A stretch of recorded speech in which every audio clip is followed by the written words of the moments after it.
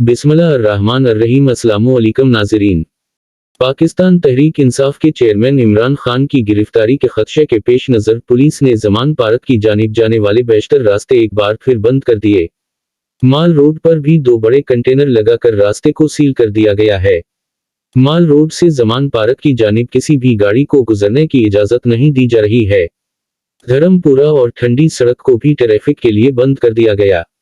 धर्मपुरा से ज़मान पार्क जाने वाले रास्ते कंटेनर लगाकर बंद किए गए हैं। इमरान खान की मुमकिना गिरफ्तारी के मामले पर पाकिस्तान भर से काफिले ज़मान पार्क पहुंच रहे हैं।